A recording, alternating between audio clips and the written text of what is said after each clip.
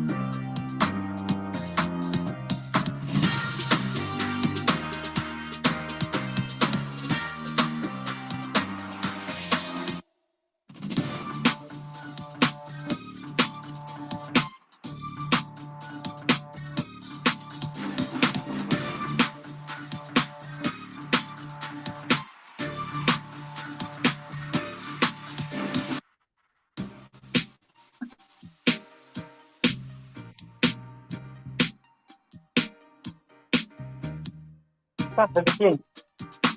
No, bien, ya.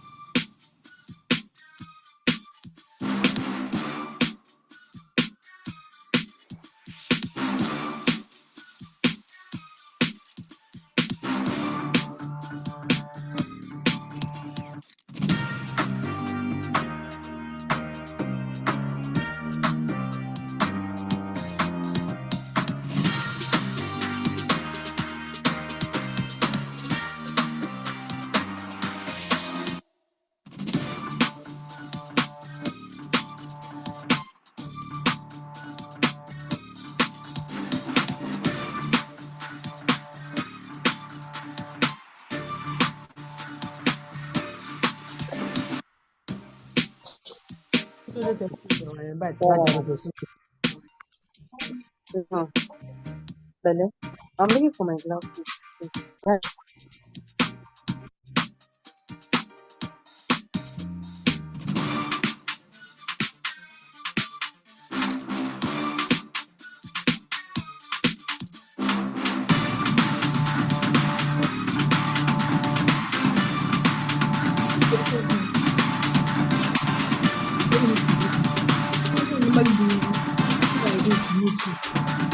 As I enter, they've muted you. They don't wait for you because you always make a mistake. I don't want to hear sorry.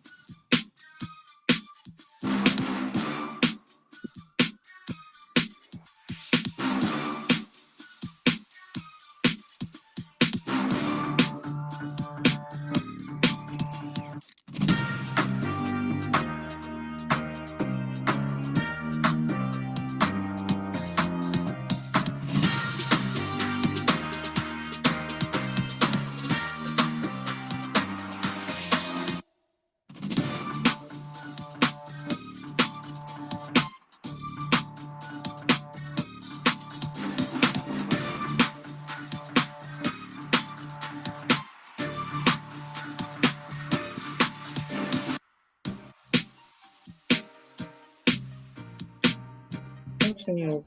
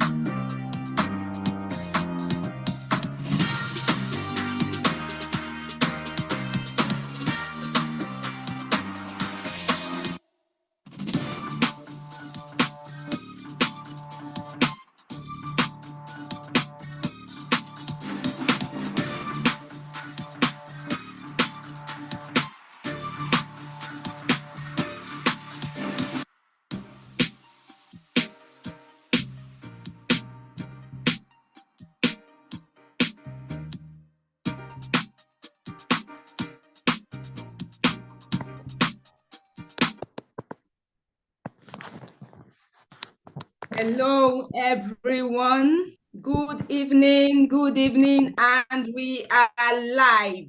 You are all welcome to the 2024 Parenting Summit.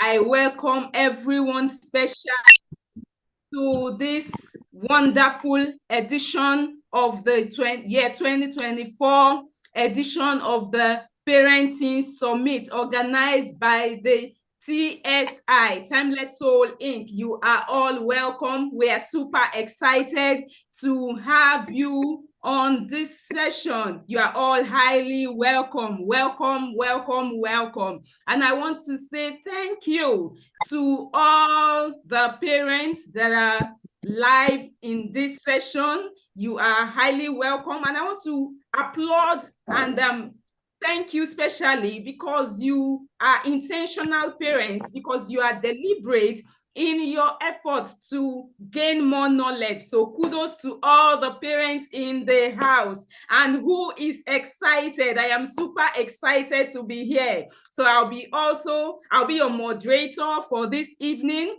My name is Coach Rachel Henry, and I'll be moderating for this evening alongside my beautiful co-host, Coach Bumbata Bushra. So you are all welcome. Now, for those that are on time, for those of us that tune in on time and made it here on time, super kudos to you. You are highly welcome. We recognize you. We see you. We love you. We appreciate you. Now, the theme for this year's conference is titled Interconnected. Interconnected. Now, for this evening, we'll be having two sessions. The main session, which is the keynote session, and then the workshop that will be coming up shortly after the keynote speaker is done. So I want to encourage you to sit tight, to get ready to be blown away by our amazing speakers. We're going to have two amazing speakers for this evening. So you are highly welcome. Now, if you are excited to be in this session, I want to see you drop your emoji in the chat room. Drop your emoji right now. Yeah. Thank you. I see all the emojis. I can see it. Give me your best emoji. Come on. You are super excited to be here this evening because it is worthy to be celebrated. Thank you. I see all the emojis. Keep it coming. And while we are waiting for our keynote speaker, I want to tell us some of the ground rules that we will be abiding by for this evening.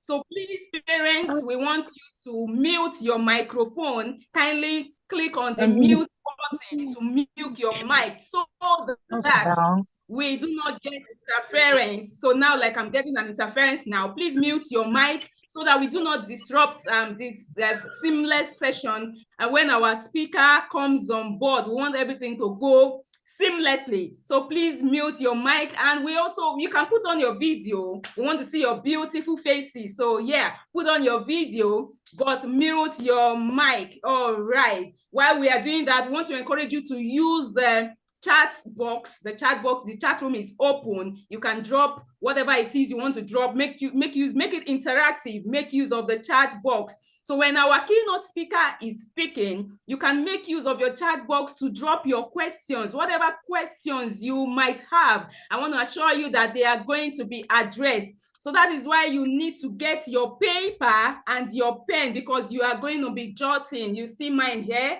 I've got my paper and my pen. So you don't want to crowd everything, all the knowledge into your head. So you want to get a pen and be jotting, so that any question you have, you quickly drop them in the comment section. All right. So in this today's for this evening session, our keynote speaker is no other person than Mr. Praise Fowowe. He is one of the leading men, one of the leading pioneers when we are talking about parenting, when we are talking about family systems engineering. So I'm super excited that I'm going to be listening into everything he has to say. So, and he will be talking on the topic, embracing generational differences, a path to family unity. Embracing generational differences, a path to family unity. So quickly, I want to tell us the session objectives. So the objectives for this session are to understand the root causes of generational differences within families, to highlight the importance of respecting and embracing these differences for family cohesion, and to provide actionable strategies for bridging generational gaps to foster unity. These are all the session objectives for this evening. So now I would like to take this moment to introduce our major sponsors. We have some various sponsors, but our major sponsor for this program is Lotus Bank. So I want to say thank you, Lotus Bank, and I'll be calling on the tech team to please give us that message from Lotus Bank. Tech team, if you are ready, kindly give us the message from Lotus Bank, our major sponsors. We want to say thank you to them. All right, while that is coming up, while we're waiting for the tech team to give us the message from our major sponsors, we will, all right.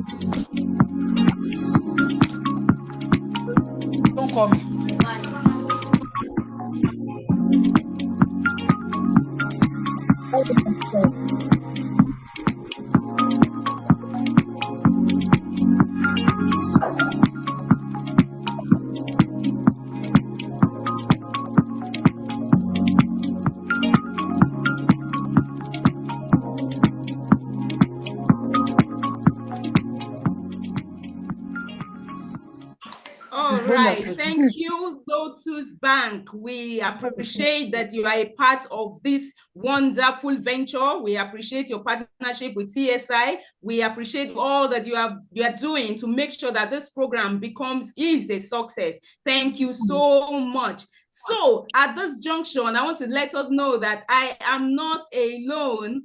I will be co-moderating this session with my beautiful sister, Mrs. Bombata Bushra. Over to you.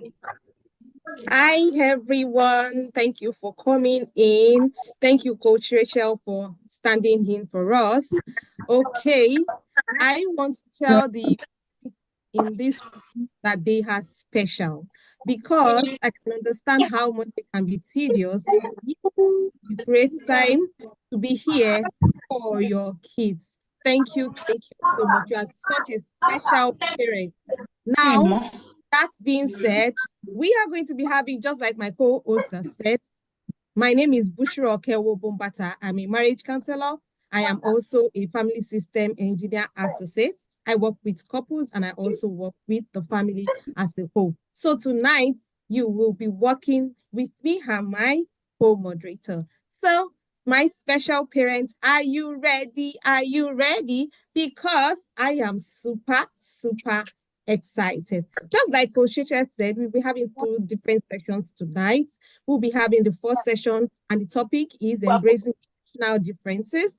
Then after, we will have a workshop where we'll be talking about adolescents. Before then, let's quickly have a chat. Now, I'm going to have a little, we just want to have a little play around. Now, if you are here and you're excited, I want you to do something special for me. Okay, you are going to go right inside the chat box. You are going to describe your first child with a beautiful, beautiful adjective.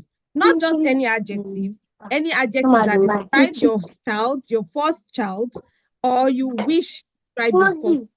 Not any type of adjective, but the adjective that starts with the first name of your first child. I'll go first. My first child is Farida, and I'll be using fabulous Farida for her. So let's get in. Let me see the name, the adjective you will be using to describe your first child. Let's get in. I am waiting because I know that we have beautiful, thoughtful, beautiful. Thank you very much. That is thoughtful.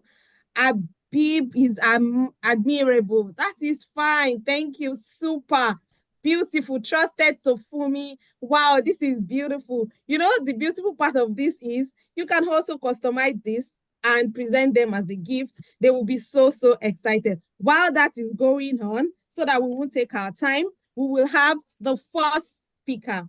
Fine, the first speaker is somebody that I really, really, thank you. Farida is just fantastic. Oh, Amina is amazing. Beautiful, beautiful. Thank you very much. So while that is going on, we will be introducing our first speaker. Our first speaker is somebody that knows his onions. I respect him wholeheartedly. He is the best in this. He has been working with couples for over 2 decades. And we will be having him, and I'm sure you'll be here to listen. But before then, don't forget to mute your mic so that we can have a seamless session. I want you to put on your video. Let's see your beautiful faces. And also, if you have any question while the lecture is going on, please drop it in the chat box. Then you can put pen to paper and try to write the gems down. Thank you. Please, can the admin put on the PFs? Forward, pioneering family life solutions for a sustainable society. Praise Forward stands at the intersection of innovation and family life, continuously redefining the paradigms of family dynamics.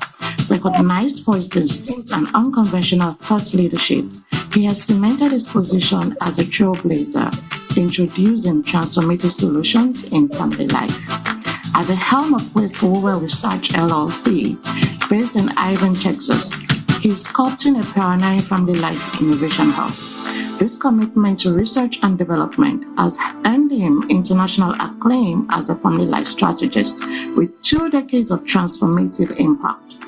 His expertise has revived some of the most challenging family dynamics across diverse cultures on 5 continents. Beyond individual and familial consultations, Praise extends his influence to governments, leading church brands, and faith-based organizations worldwide. His primary mission? To harness the family systems engineering approach in crafting a society that's not just functional, but sustainable.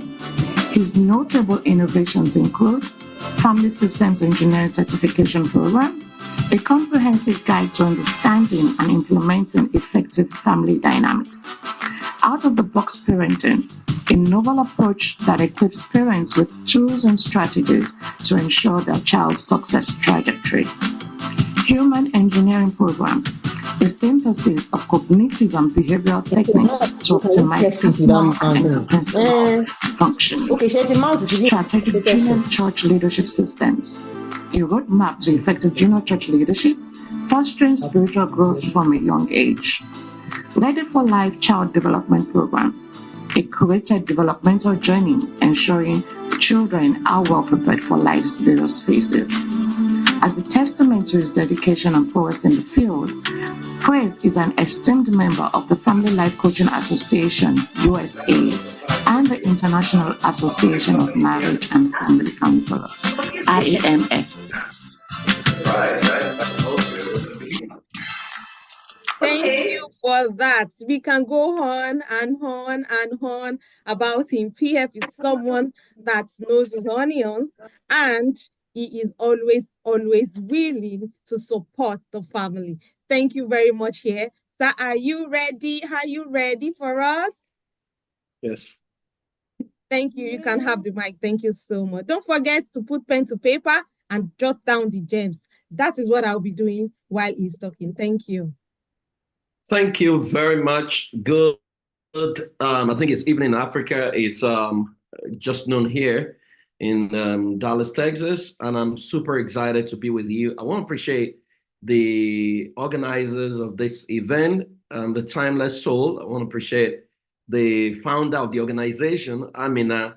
I think in our cycles, in our professional work, Amina seems to be the one maybe that I've known the longest, because she was my school daughter in secondary school, you know, and that's why she's more or less like my daughter. Whatever she's doing, you can be sure that she's got my backing anytime, any day, and I'll show for her any day.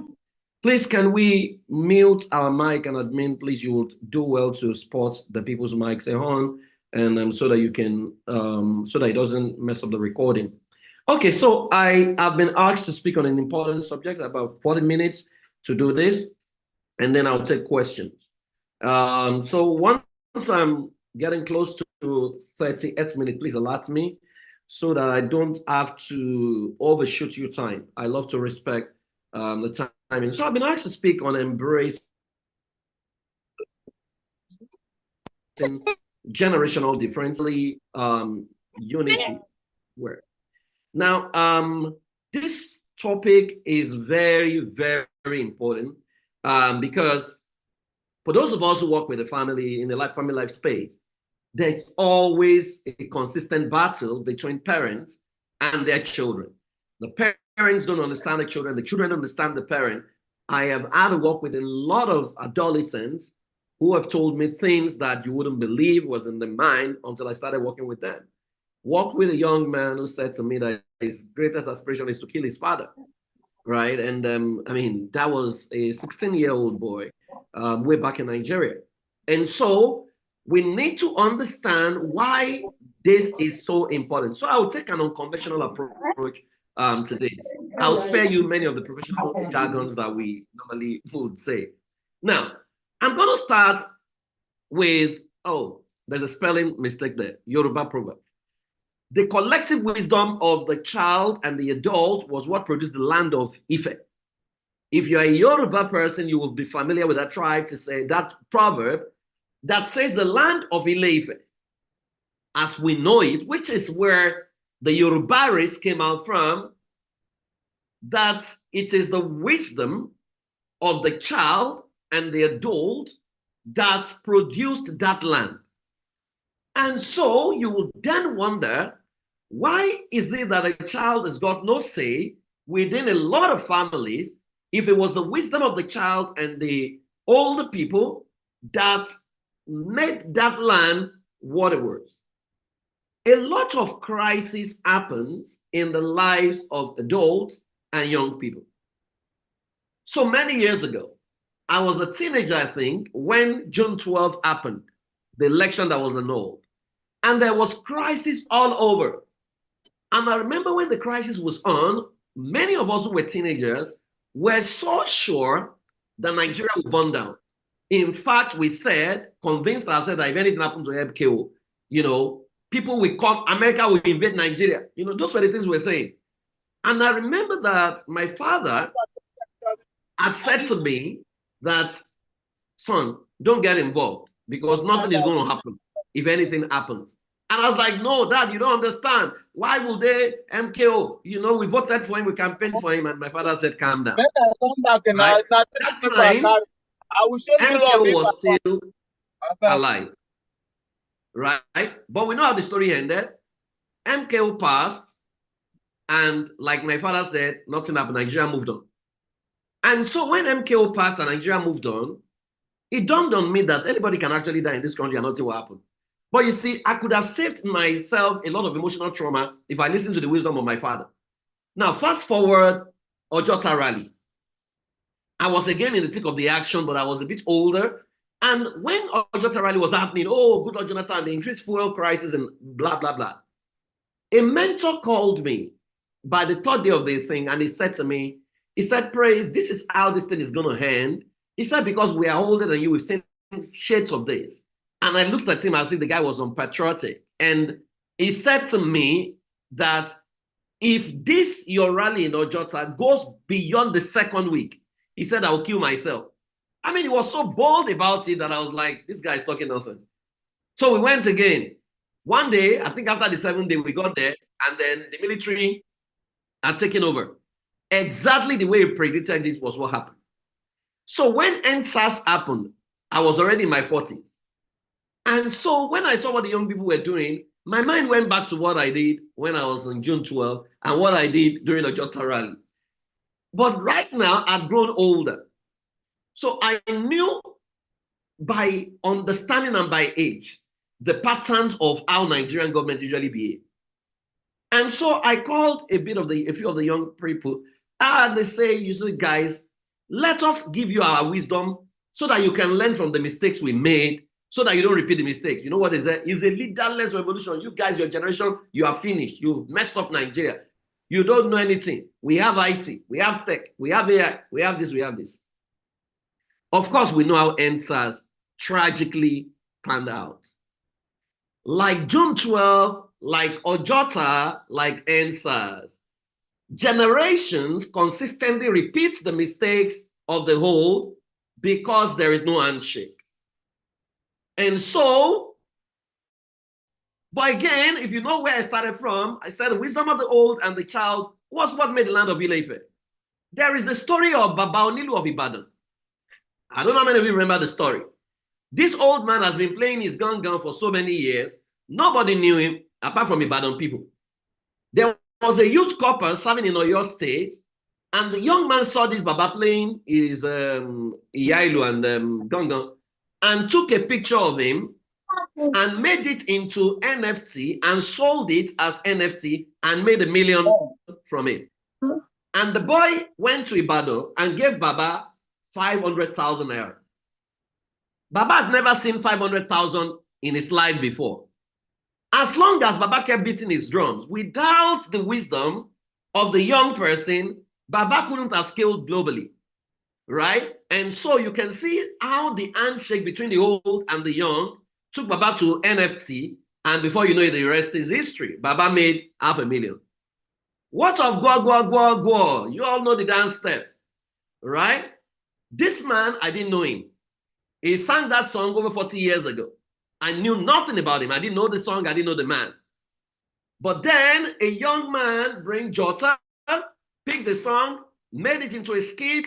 The song went global, and even the people of the whites started dancing Gwa Gwa Gwa Gwa. It went viral. Both of them made money. The wisdom of the old and the wisdom of the young. As long as Baba kept playing his drum 40 years ago, the song was, in fact, Baba had forgotten the song. Baba, in fact, if you listen to the story, he was saying that every quarter his royalty on that song was less than 40,000. But Baba has been earning millions right now simply because a young person who understood the language of the modern collaborated with a father figure, and before you know it, the two of them blew. And so if you look at all these examples, you'll begin to understand that many a time, the solution to the crisis, what we're dealing with as parents, is in our adolescents. But because we underrate them, you know, we never pick from what we can get from them because we think we know more than them. And they also think we don't understand them, we never listen, and because we disrespect them, they do not collaborate with us to make impact. The old and the new must understand that they are different legs of the same race, but without collaboration, baton exchange can't be seamless. We will never run the race the same way, but we must run to win. I have a 16-year-old son. I have a 13-year-old daughter. They take me up and they bring out the best in me because they are asking me questions I couldn't have asked my parents. My father controlled us with the blaring of his horn. If you had my father's horn, you have to pretend as if you were reading because we couldn't talk to him. We couldn't ask him questions, right? And so I always wonder, why was it that we couldn't ask them questions? Because generation of old, they always pride themselves as disciplinarian. And disciplinarian means we don't take nonsense. Disciplinarian does not translate to hugging your child, sitting with your child, having conversations with your child. The more fearful you were of them, the more disciplined they thought they were. And so you realize that instead of coming to alignment and then passing their wisdom and knowledge to us, they were instructing us. There was no collaboration because we had no voice. They had all the voices. And so you realize that consistently, we miss out as a people from improving, every generation being an improvement on the previous generation because there is no alignment. So every generation is starting afresh. Every generation is making their own mistakes and even repeating mistakes, which is very sad. And so if you look at various generations, you'd realize that we will never be the same. And so if you start with the builders, were not the baby boomers. The baby boomers were not Generation X. The Generation X were not Generation Y. The Generation Y was not Generation Z. Generation Z was not Generation Alpha. From the slangs that they used, they were not the same. But this generation had their generational challenges. I mean, we were the generation that used cassette. Cassette, if you play cassettes in your radio player, cassette taught you patience, especially if your cassette became hooked in the cassette player. You need a lot of patience and wisdom to remove it without you cutting off part of the song. And if you cut part of the song, you need to use sellotape to put it together.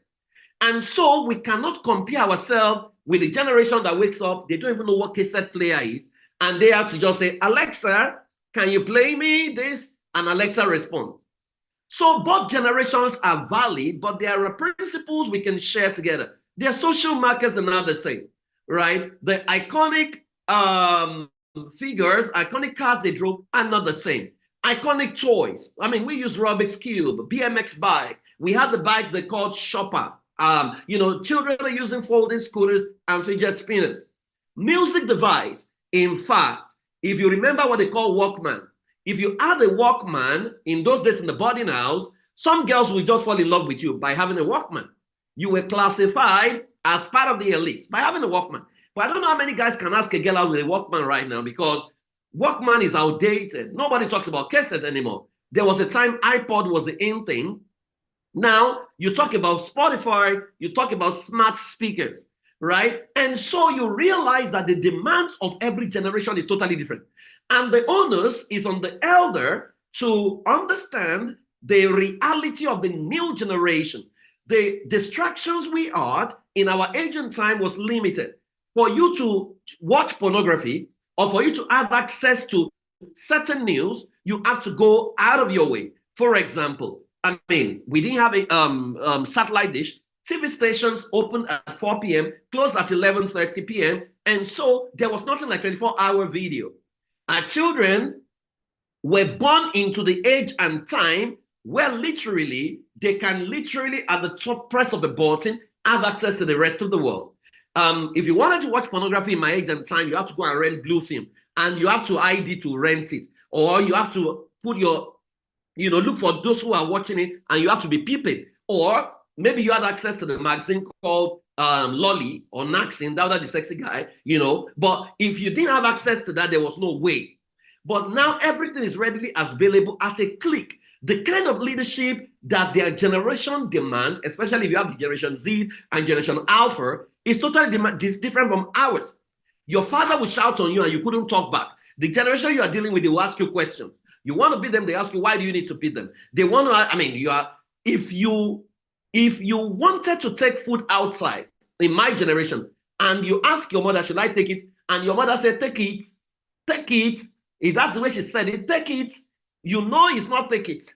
You know that your life is finished if you took it, right? In fact, your mother doesn't even need to take it. She just needs to use her eyelashes to give you a sign to know that, well, Bieda, you cannot. You couldn't have done it.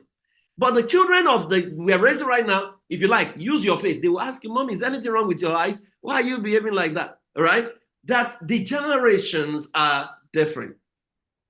And if we don't admit and accept the fact that that generation is different from our generation, we will have a big problem in dealing with them because they want inspiring and I mean, imagine your child coming to you and say, Dad, you are my goat. You are my goat. You will tell my father that, Daddy, you are my goat. You know you are finished. Your life is over, right? But then they mean greatest of all time. So times and seasons have changed because they want co-creators, they want collaborators, they want empowering. They want their father to still look like them. They want to talk about real issues, play video games together. But then they are dealing with a totally different generation. They want to propose love to someone. They want to go on their knees or do the drama of the proposal, hire an entire mob, pause the movie during movie hearing, and then they want to propose, or ground the airplane, or propose 30,000 feet above sea level.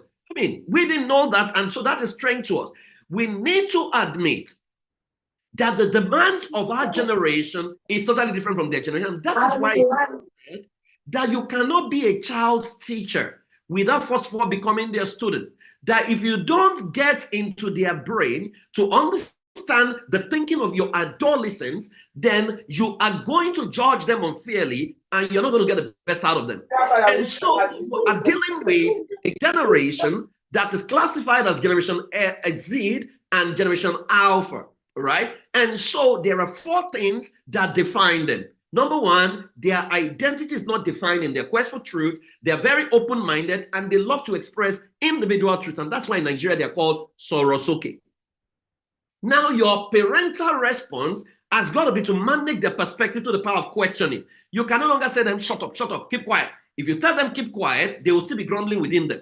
So you want to ask them, why do you think like this? And how are you thinking like this? You want to understand why and how. Why shows you the root cause, how shows you the pattern. Once you understand root cause and pattern, you can hack into their database and get them out of whatever behavior they're manifesting that contradicts what you approve.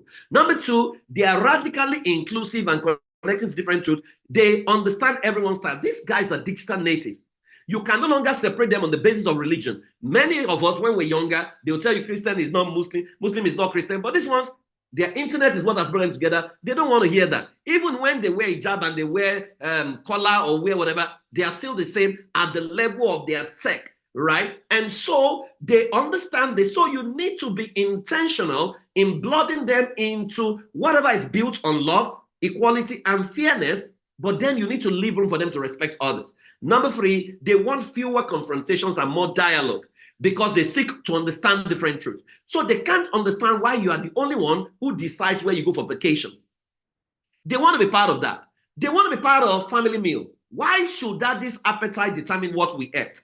I mean, when I was younger, my father's appetite determined what we ate. My father loved to drink pap, eat pap. So we drank pap or took pap 4 times a week. And so if you come to my house right now, you will hardly find pap, because pap reminds me of the pain of following my father's appetite. So I always tell to my children that the pap for their entire generation and grandchildren, I drank it from my father's house, right?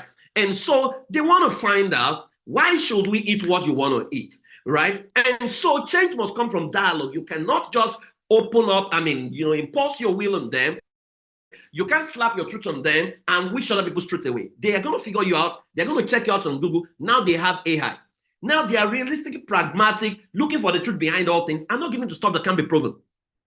So you can't just be telling them stories that you were not even born when the thing was done.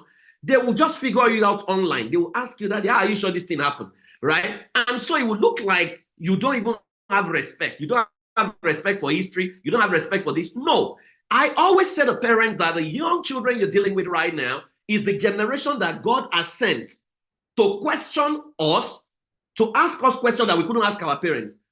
So I pity you as a parent, because these children are going to literally ask you questions. And so if you don't understand their nuances, you will, punish them unnecessarily.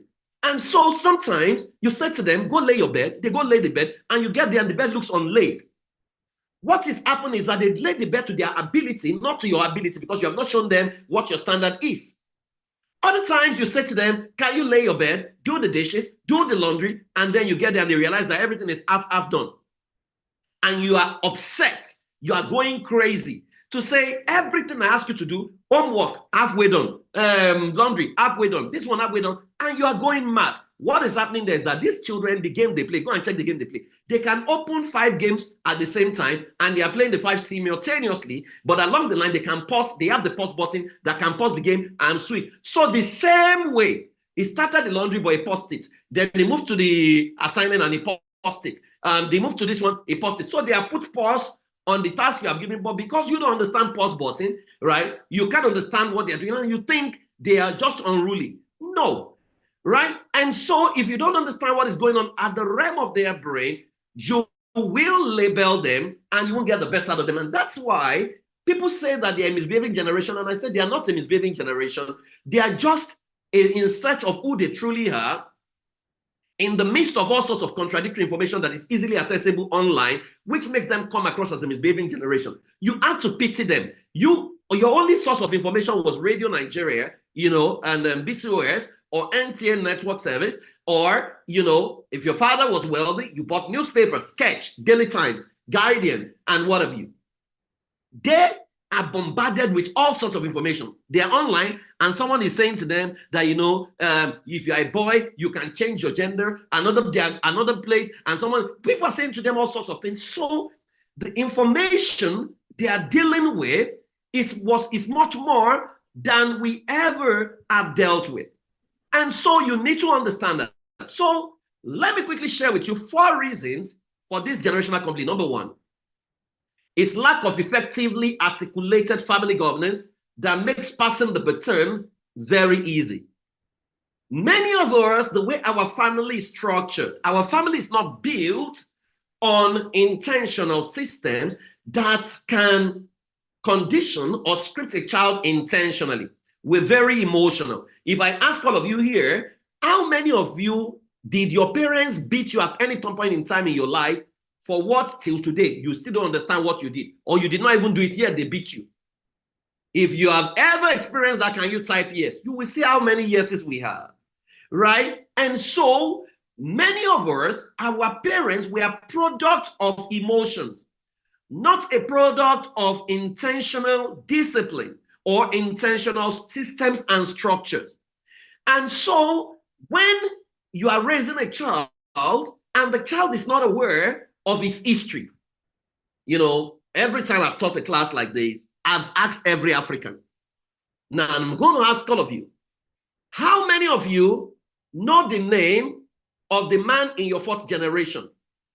Which means your great-great-great-grandfather.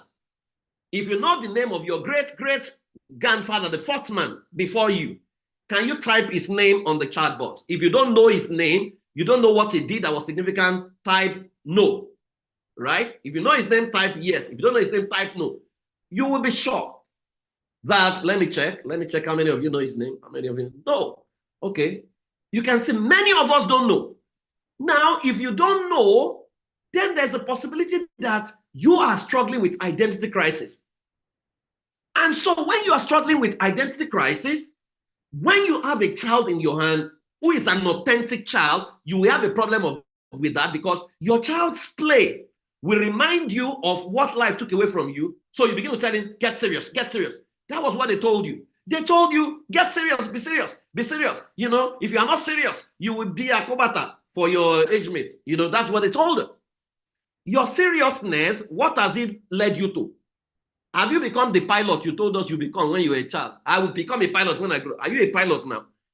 Right? So you realize that life took away our play. So many of us are dealing with traumas as adults because our childhood was stolen. We were not allowed to express ourselves. You got to school, they reduce your playtime to twice. Short break, long break. Then, you know, by the time you got, they said, you need to be serious. You need to be serious. By the time you got to university, be more serious. Be more serious. Now we're out of university. Job is not waiting. They're now saying, welcome to the real world. The world we've been living in, where have we been? So if there is no articulated family governance system, you won't have a template that has been passed to you that you can pass to your children. If I ask all of us right now, how many of you, your family, there's a documented template that was handed over to you by your parents that stated who your family is, the strength of your family, the superpower of your family, and a template of how to raise your children in that family as royalties? You realize that majority of us, maybe 90% of the people on this call have nothing like that. And so somebody's already saying Igbo. So when we lack effective article, so some of you, your great-great-great-grandfather was a king, maybe in the year 1200. But because it was not passed from generation to generation, you are not even aware you are royalty. And since you didn't know that you are a royalty, you didn't even know how to address yourself. So how do you address your children? You address your children anyhow. You give them, you know, plates. You know, in fact, your own parents, they didn't give you proper plates to eat. They made you eat like servants because they don't want you to break the ceramics, right? And so when they kept it in their wardrobe, your mother, and you say, who is going to use this one? They say it's for the visitor. The visitor has not come. All the plates are now expired, right? They made you eat in bowls. And so they by themselves inflicted low self-esteem on you. No wonder many of us are dealing with low self-esteem. Guess what? You are passing the same low self-esteem to your children because you will not even hear them out. Everything that doesn't go your way, you either shout or you beat. Number two, failure to take responsibility for the mentoring of the new. Many of us are trying to raise adolescents thinking like adults, and it's not your fault. Africa is a place where we believe that the old man is always right. And so we even have a date that backs it up. You see things like that an elephant cannot blow with the same time with the sun. Why can't all the elephants blow at the same time? Why can't daddy elephant blow treble, son elephant blow alto, mother elephant blow tenor, son daughter elephant blow bass, so that a good symphony can be formed? But we believe that once I'm your leader, you cannot come to my side. Oh, you must be going. So people carry people's bag for the rest of their life. So there are people in Nigeria today, they've lived their own life. They have now lived the life of their own children. They have lived the life of the grandchildren. They are now living the life of the great-great-grandchildren that their own children are now old. Their children are never going to lead, never going to take power because of the selfishness of not knowing when to hand over the baton. And so you have had a generation that is disconnected. And when we were younger, we were told we're the leaders of tomorrow. Many of us are now parents. We are still not the leaders of tomorrow. Our children are now being told. So the generation after us is totally upset, and justifiably so. Other nations are being led by 40-something-year-old. I mean, when our leaders in Africa go to world meetings, I wonder what goes through their mind. Paul Biya is in Cameroon. Paul Biya is going to go for election again in Cameroon. By the time he finishes that term, he will be 100 years old. Paul Biya does not live in Cameroon. Paul Biya lives in France permanently. Paul Biya was taken to the United Nations meeting. He didn't even know where he was. He couldn't recognize where he was, but he's going to win election, right? And so an entire generation is discontented to say that you are living our life literally. You are not mentoring us and allowing us manifest, right? Because we are carrying your bag, you are giving us money, but no, we want power. So if we don't take responsibility for the mentoring of our children, they will look at it as if their voice and opinions don't count and will become enemies instead of collaborating. Number three, unwillingness of the young to build the necessary stamina for the weight of the potential. So that's on the side of the children themselves. They look at themselves because, I mean, they have a lot of knowledge, a lot of access, so they just think that character is not necessary. So they have, I mean, there's an adage in the Yoruba tribe that says if you have the kind of clothes your parents have, you cannot have the rags that I don't know who need to wear rags anyway. I don't even know why that adage is necessary, right? Why should I have their kind of rags? And they say if you have their rags, you cannot have the one that they used to give back to you. Why do I need that? Right. Anyways, but what it is teaching is that you need to understand that you can't just jump up because you have access to tech. And that's why what Jack Ma was saying. Jack Ma was saying that if we allow the people who have not been properly grounded, who have no love in their heart, to have access to tech, they will destroy all of us. So many young people have lost the wisdom of the old, and they've lost an entire library because they don't want to listen, and so they repeat mistakes. So a lot of the young people are not patient enough, they are not resilient. And that's why you realize that the rate of depression is rising among young people that many of us didn't experience when we were younger. So unwillingness of the young to build necessary stamina for the weight of their potential, but again, it's because we have not properly mentored them. And number 4, lack of mutual respect enhanced by communication breakdown. Many of us don't have respect for our children. You know why? You get back to them. So even when your child is an adolescent and a teenager, the picture in your head was the little boy you carried in your head. Now you forget that the moment your child becomes a teenager, your role description is you are a coach, right? And as a coach, you don't impose, you balance perspective and you allow them to take a decision that promotes their wellness. But because we don't know that, you still talk to him anyhow. So the boy is talking to a girl. You don't know what they're having conversation on. In your mind, you already impregnated her. They already went to the bedroom to have sex. Because when you were younger, that was what they used to say. Hey, the person that lied will steal. The person that steal will fornicate. You have brought that knowledge that should have expired to this age and time. They were talking about games or something they want to play, but in your mind, your son already impregnated, or your daughter already, she has gotten pregnant, she has left school, and she's now selling pepper, and blah, blah, blah. You are the one shooting the movie. You are the one producing the movie. You are still the one screening the movie by yourself. You are the only one in the room watching the movie. You are the marketer, the producer, the script writer. Everything is playing in your head and messing up your wellness. We need to learn to respect these young people, because whatever you respect, you attract. Having said all of this, there are 5 tips I'm going to share with you to solve this problem in order for us to promote family cohesion. Number 1, we must embrace mutual acceptance. Mutual acceptance is we will never be the same. We will never see things the same way. However, we will give room for everyone to hear their opinion, and then we will arrive at what promotes our collective wellness. This notion that your child has no voice needs to go. They've got a voice, and they must be able to state their voice.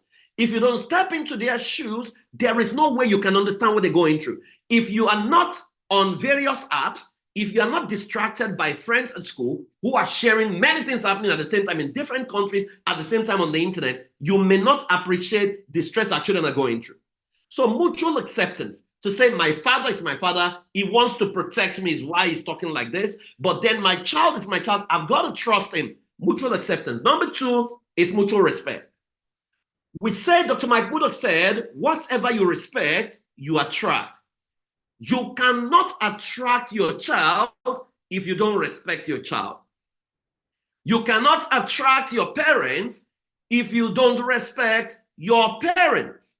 So it is important for you to know the fact that you gave back to that child doesn't now mean you talk to them anyhow, because that's what we do. We talk and say, I have the right to talk to you anyhow. You are under my, as long as you're under my roof. Excuse me. There are now other roofs, right? And you don't want to go into that direction, because when we were younger, if you say you're going to leave this house and your parents say, leave, you never leave, because you know that leave means don't leave. If you tell the younger generation, leave the house, they leave. And they're not going to look back, and you are wondering what's going on here. Mutual respect. We need to understand that a child has got emotions, a child has got feelings, and a child has got a personality. A child has got the ability to perceive things differently from you, and you need to give room for a bit of argument or a bit of them stating their own version of the story before you take a decision. Number 3, mutual understanding. And like I always talk about understanding, it means standing under. Understanding means you need to step into the model of the world to see things the way they see things, right? To know that the demands of Generation Z and Alpha was different from your own demand. And so you want to learn their games. You want to learn their plays. You want to learn their dance steps. You want to watch some of their movies. You want to see how they are processing things, play their games, right? Because if you don't have mutual understanding, you will think that they are misbehaving by asking you questions. You will think they are rude, but they are not rude.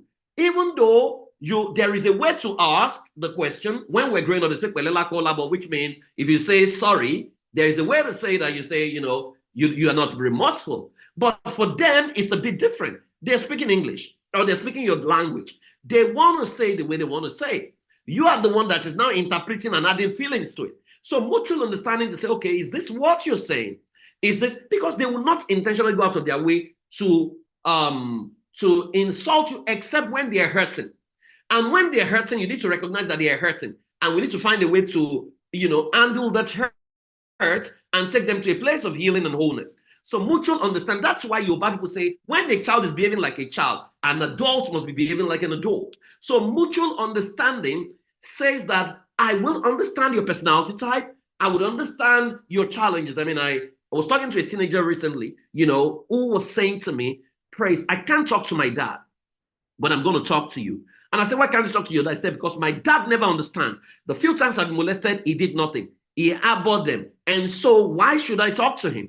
Right? And so I quite understand what a child, so when that child, carries herself and talks to the adult anyhow, or is throwing tantrums and the parents are beating and say you're disrespectful, you don't know. Some of you, your children are disrespectful because some of your friends are asking them out, but they can't tell you that they are friends. So they are looking at you and they're looking at your friends asking them out, and they are thinking the two of you belong to the same carcass. And so they have no respect for you for keeping such a friend who is asking your daughter out. So mutual understanding. Number 4, mutual love. What that means is we need to understand that it's family. And we're better together than apart. And love, we say, is a personhood. Love must be a person and a decision to add value to someone else. Love is about adding value, right? Love is not about what you stand to get from me. You just want to raise me so that you can say you are the mother of the doctor. No, you love me enough to trust me to take a decision. And if it doesn't go well, you are not going to use it against me. You are going to come back with me and say, okay, where do we go from here? And what do we need to do? And number 5, clarity of family mission and intentional governance system. Everyone represented here, I believe that you are the ancestor of a new generation. And what it means is we are the first set of Africans, post the kingdom generation of Africa, where Africa live in kingdoms, right? To now begin to sit down and intentionally build family systems. And that's what we've done at the level of the institute. That's what Amina has done, to say, let's help our people build systems. When we build the systems, there will be a lot of integration because we can now pass the family history to the next generation. They will pass to the next generation, but they will improve on it. So clarity of family mission and intentional governance. Every family is going to have their family vision, their family values, DNA of their family history and family culture. If you build those and it's inspiring enough such that your children have input in it, they'll promote it. Generation Z never promote what they were never a part of. And that's why you need to involve them. Having said all of this, I will read a poem by Khalil Gibran that summarizes everything I've shared. Khalil Gibran says, your children are not your children. They are the sons and daughters of life's longing for itself. They come through you, but not from you. And though they are with you, yet they belong not to you. You may give them your love, but not your thought, for they have their own thought. You may house their bodies, but not their soul, for their souls dwell in the house of tomorrow, which you cannot visit, not even in your dream. You may strive to be like them, but seek not to make them like you. For life goes not backward, nor tarries with yesterday. You are the bows from which your wisdom as living arrows are sent forth. The archer sees the mark upon the path of the infinite, and he bends you with his might that his arrow may go sweet and far. Let your bending in the archer's hand be for gladness, for even as he loves the arrows that flies, so he loves also the bow that is stable. That stability talks about you. Your children are the arrows. You are the ones shooting them, but you've got to be stable. If you are stable enough, when your children miss it outside, they will think of home. When a child is hurting outside or something is happening, what they must think about is home, not to run away from home, not to run to friends. They must think of home. But when home is judgmental and home is hurt, the child is never going to come back. They go farther and farther away and they hurt. And the more farther away they go from you, the more they lose your family values, they lose your family vision, and the more they begin to look like someone else that is unrecognizable from the child you gave birth to. Remember, no relay race is won without a smooth exchange of baton. And there can be smooth exchange if we don't all align around the mutual agenda. And that is why it's important for you to know your family must have a clear agenda, and husband and wife must come together and be intentional about it. While a generation ran leg one, another generation must pick the baton and run the second leg. Now, they are not going to run the race the same way. Another generation is now running leg three, and another generation run leg four. For us to win the goal, generation one will not run the way generation two will run, will not run the way generation three will run, will not run generation four will run, but what we must win is a gold medal. So your child won't look like you, behave like, talk like you, but you need to be able to see beyond what every other person sees and say, you know, you're my child and you are the future. Again, I start from where I started from. I end with where I started from. The collective wisdom of the child and the adult was what produced the land of Ile-Ife. Thank you very much. I hope this has been helpful. I'll take your questions. God bless you. Wow. Thank you so much, Mr. Praise Fowowe. Let us drop our thank yous. Let us say thank you, sir. What a session, what an eye-opener it has been. Kindly say thank you, sir, in the comment section. Let us show him some love. I have gained so much from this session. Thank you so much, sir. So before we take questions, we would like to give our speaker a water break. So we'll play the Praise Fowowe International ad right now. Over to you, admin.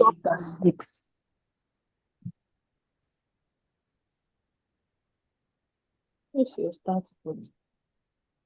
I don't know how you use this, you understand. Totally sniping too.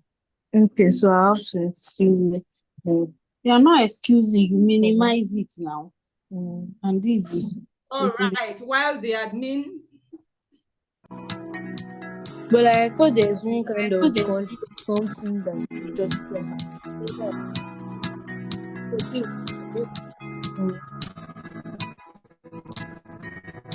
I've done a lot. The opens. When I see the post, then please, it just shows you WhatsApp.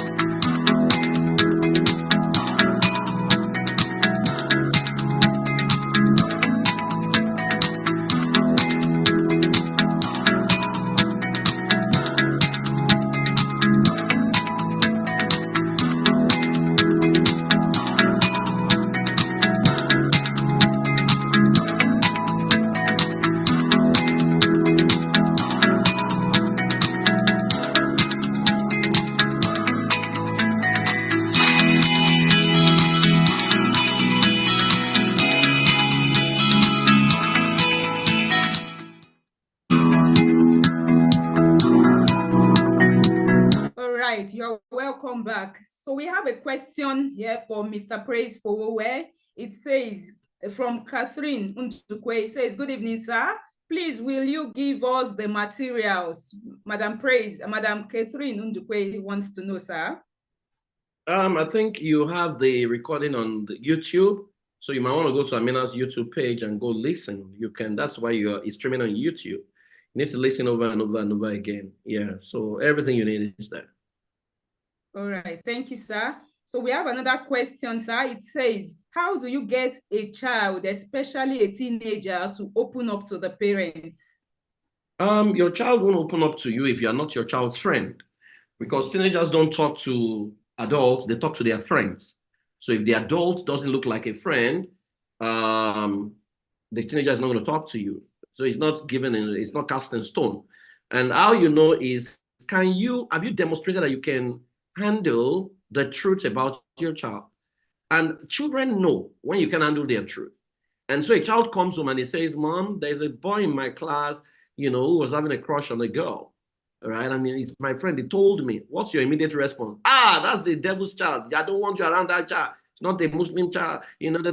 But that's the child he wanted to talk to you about himself. But he has just used another person to describe what he was going through. So he looks at you and says, this person cannot undo, me. And so they stop talking to you. So if you know you can handle their truth by creating an enabling environment, your children will tell you things. And then what will be your response? Because if you say you can't do it and they not tell you things, and your response is all hell is let loose, they will never trust you again. All right. The last question says, sir, please, what's the best way to discipline an erring child? Again, an erring child is not a bad child. That's the first thing you need to know. An erring child could be a misunderstood child. An erring child could be a troubled child. I mean, there was a boy whose grade kept dropping, and the parents, a girl, her grade kept dropping, and the parents withdrew all the benefits. iPad, withdrew everything. The grade did not improve. Then they started beating the child, got more lesson teachers. Eventually they brought the child to me, and guess what was happening? The child was performing woefully at school because there was a teacher in the school molesting the child. She's never been able to tell them, right? And so when we say a child is an erring child, we need to know what we're talking about. And when you say, how do you discipline? Again, do you want to discipline? You want to punish? Do you want to domesticate? Because these are three different words with three different meanings. So if you want to discipline, what you're saying is that you want to help, you want to correct, you want to train, you want to disciple. Within the ambit of discipline, the framework of discipline, there's no beating, there's no yelling, there's no spanking, there's no shouting. But if you say you want to tame the wings or clip the wings, that's domestication you're talking about, because domestication is Latin word domesticatus, means to tame and to put under. But if you're saying you want to punish, that's the Latin word punire, which means to inflict pain or avenge. So which one do you really want to do? An erring child does not need any of those things. An erring child actually needs a lot of love response. And an erring child needs to be psychoanalyzed to know what is going on. And so what I always say is the first thing there's a seven framework process, which I can't go through, but the first thing is calm down. Agitation never solves any problem. Once you're agitated, you run into bigger crisis because you will now begin to think on your feet, which is not a good way to handle a human being, right? And then the number two thing you want to do, is to observe, right? When you observe your child, you will see patterns. You will see why they do what they do. In observation, you want to get to root cause, which is why are they doing this and how are they doing it? Once you get why and how, you can create an intervention. Then number three might be get them to see a professional, and you must go with them. See, there is nothing your child is going through that is shameful. And that's why, Amina runs sessions. We have a lot of practitioners here that you can work with. Let's normalize working with practitioners, Africans. Please, I'm begging you, in the name of God, stop taking your children to the child. You say take them to someone who can flog them or some religious leaders. And with due respect, if the religious leader is not trained to handle your child, because if you are sick, you want to give birth, it's not the religious leader to take your child to. There are professionals. If you want a Muslim professional, they exist. If you want a Christian one, they exist. If you want the neutral one, they exist. Please take your child and go with them. It's like your child has a headache. Behavioral problems are behavioral problems. It's not a shameful thing, right? So don't feel ashamed that your child is troubled. All the people you want to go and take your child, be talking to your child, their own children are troubled. They've just told you as well, all right? Everyone goes through some form of trouble or the other, So please, I think those three should be able to help. All right, thank you, sir. Our participants do not want to let you go. They are flooding the chat room with so many questions. I see so many questions in the chat room, but we cannot take all of your questions. Probably our time is fast spent, so probably we'll take just one more question. So allow our speaker to go take a rest. So for every other person that has so many questions, please join the Institute of Family Engineering and Development for parenting, teen coaching, or family systems engineering courses. There are so many courses that IFED offers that I trust that you will gain so much from. So, sir, the last question that will be taken for tonight, it says, how do I handle an arrogant child? How did you know the child is an arrogant child? How did you diagnose arrogance? Because children come in 4 packages, right? You have the intimidating child, who is an intimidating Oma. That's what people call arrogant. Because arrogant means that he doesn't take a no, he does questioning you, he's asking questions, he's not allowing people to trample on their head, regardless whether you're the parents or not.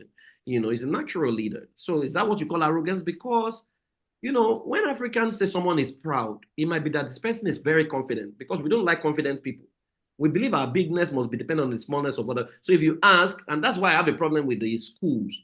When schools say the best behaved child, oftentimes is the, for lack of a better word, the best momo in the school that they are saying, the one that never questions teacher, obey everything they say. The ones that is questioned, because school is a place where you should ask questions. The one that is asking questions the teacher cannot answer, they now say is unruly.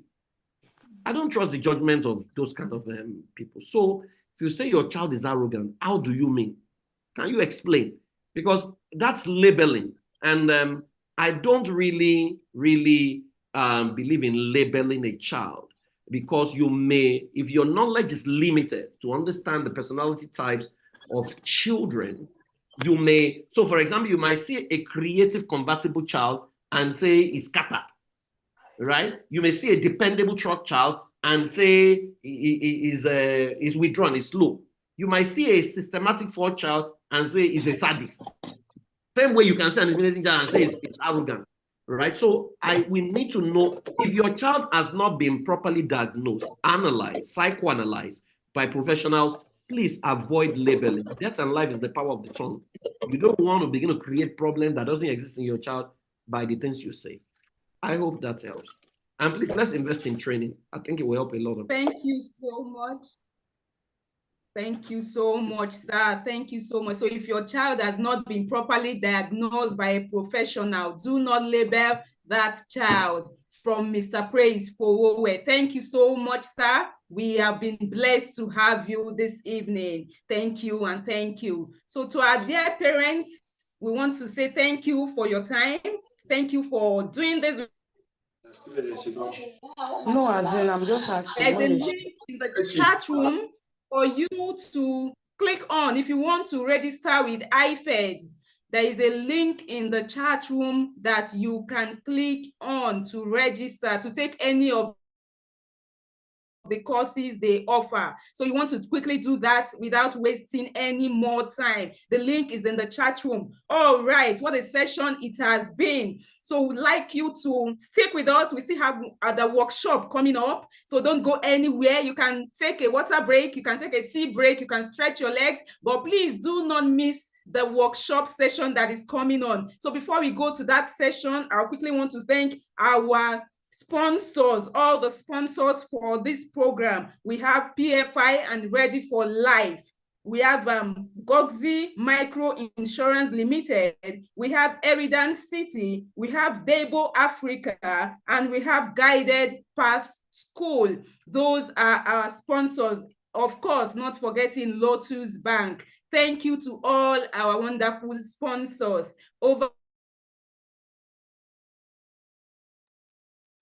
Thank you, Coach Rachel, for that. And I also want to specially thank PF for being here for us. Thank you so much.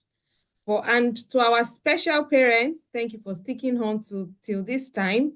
And I want you to take 1 minute off to take a break while the advert is going on.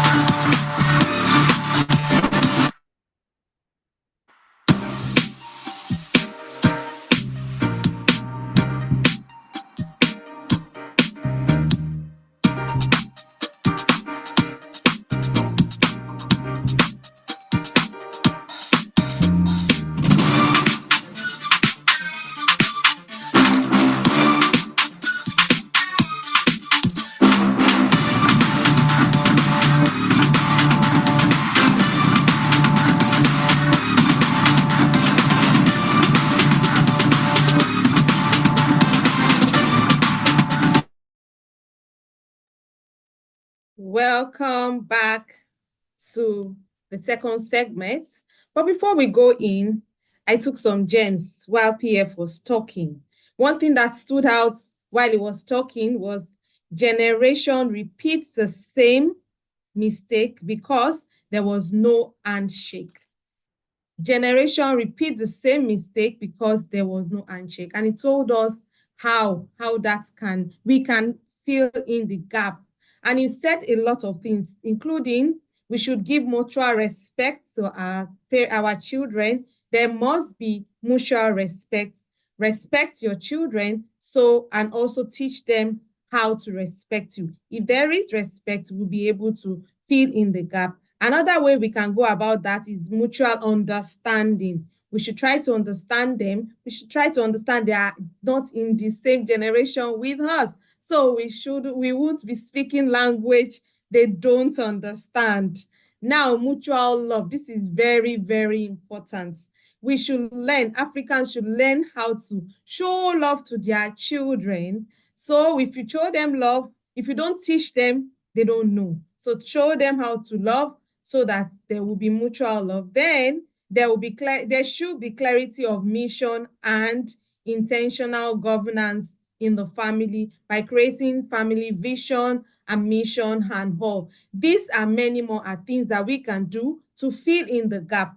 And because we want to fill in the gap, that is why we'll be going to the next segment, which is the workshop segment. And the topic is, who is my adolescent? You will agree with me that after PF telling us all of this, then we should be able to learn how to understand. We need to know who our adolescents is so that we will be able to fill in the gap seamlessly. And to do this for us is Miracle Ihoma. You'll be taking us through the workshop. We will be waiting. You wait for some seconds so that we can read his bio. Thank you again for sticking in, our special parents. Thank you. Wait for the admin to just read his bio while he takes it. Thank you. Miracle Ihoma is a dynamic speaker, author, clinical psychologist, and life coach with over a decade of experience as a family life therapist and a clinical psychologist for 6 years. He holds a degree in psychology and a master's in clinical psychology, complemented by extensive training in leadership, family systems, trauma management, and cognitive behavioral therapy. As the principal consultant of Life Affairs International, Miracle provides coaching, therapy, and training to individuals and organizations nationwide. His commitment to personal development and selfless service is evident in his volunteer work with various organizations, including Paradigm Initiative Nigeria and the Lagos State Psychosocial Response Team during the COVID-19 pandemic. He has received numerous awards, including the Award of Excellence from the Nnamdi Azikiwe University and the Award of Impact from the Nigerian Red Cross Society. He is also the administrator of the Uncommon Man Network, an NGO focused on restoring and preserving human life, and has served as a visiting lecturer at Trinity University, Lagos. Miracle is the author of several books on relationships, self-esteem, and child development. Despite growing up in the challenging environment of Ajegunle, he has become a beacon of hope and inspiration, mentoring many and guiding others on their path to success. Thank you for that. Mr. Miracle, are you ready for us? Yes, I am. Thank you for being here. Don't forget to mute your mic. Please put pen to paper to write down the gems as usual, and you can put on your video. And also, if you have any question, please drop it in the chat box. Yes, you have the mic, Mr. Miracle.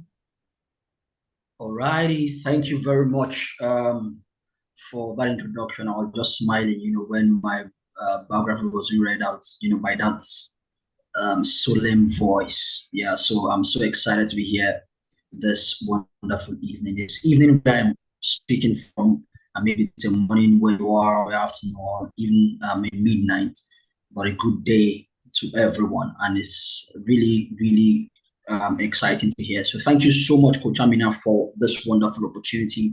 This idea is so laudable, and the more of this we have, the better our world would be.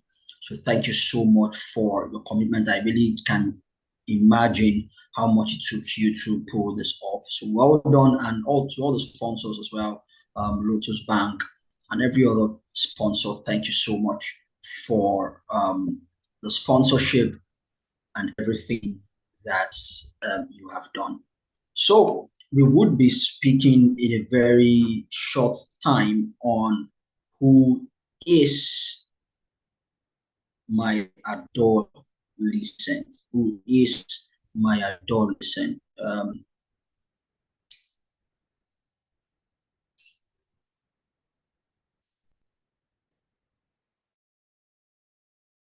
I will share a few slides that I have prepared.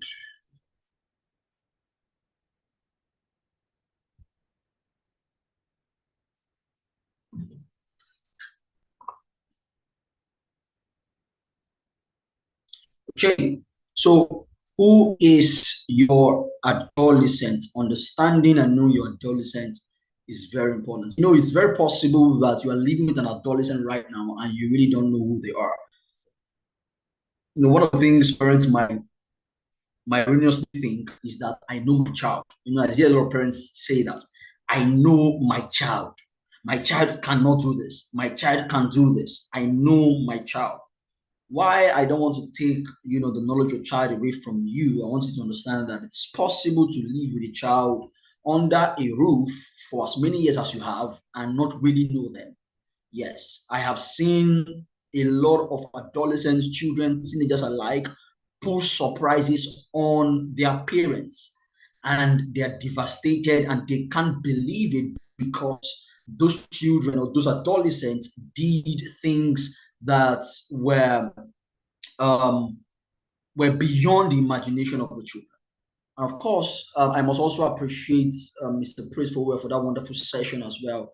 He's my mentor, he's like a father to me. Thank you so much. And really, I know it was a keynote speech, but it's really difficult to speak after PF. Mr. Praiseful is really, really difficult. I'm telling you the truth. So please, wherever you are, just be praying for me. So it's very possible that you live with a child and you think you know your child, you know your adolescent, but you don't. You might not actually know your child. Yes, you might not actually know your child. I of course, for an example, is a client who came to me because she just stumbled on her children. She has 2 girls. One of those days, she just stumbled into the bedroom and then saw that, these 2 daughters were making out in the bedroom. And these were religious. This was a religious family show. So it was some sort of a surprise for her. Like, she almost went mad. How can this be happening under my roof? And upon interview, it was discovered that has been going on for a while. So how come this has been happening and I don't know my child?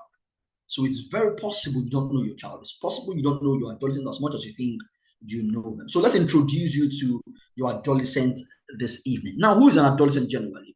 An adolescent is a person